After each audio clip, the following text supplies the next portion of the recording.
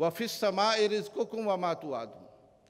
کہنے کو تو یہ ایک اللہ رب العزت کی طرف سے خبر ہے کہ وہ تمام لوگ جو اس کائنات میں موجود ہیں بغیر کسی تخصیص کے ان کا رزق آسمانوں میں ہے۔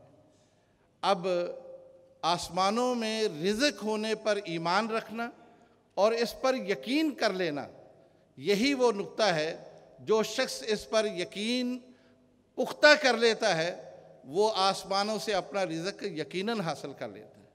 لیکن نتیجہ کیا ہے کہ ہم اس پر یقین نہیں رکھتے اور ہم رشوت کی طرف جاتے ہیں، ملاوٹ کی طرف جاتے ہیں، دو نمبری کام ہم کرتے ہیں یہ سمجھ کر کہ شاید میں اپنا رزق خود حاصل کرتا ہوں۔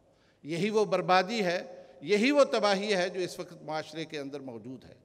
اس لیے کسی بھی فرد کی تربیت میں ایمان اور یقین کو مستحکم کرنا انتہائی ضروری ہے۔ وقت اجازت نہیں دیتا، ورنہ اس حوالے سے امام اصمعی کا ایک واقعہ ہے جس کو میں ابھی چھوڑے دیتا ہوں۔ دوسری بات، تقوی اور توکل، یہ دو خوبیاں ایسی ہیں کہ انسان اگر اس کو اپناتا ہے تو اس کے لیے اللہ رب العزت رزق کے خزانے کھول دیتا ہے۔ یہاں بھی وہی بات ہے کہ تقوی اور توکل کا ہماری معاشی زندگی کے ساتھ کیا تعلق ہے۔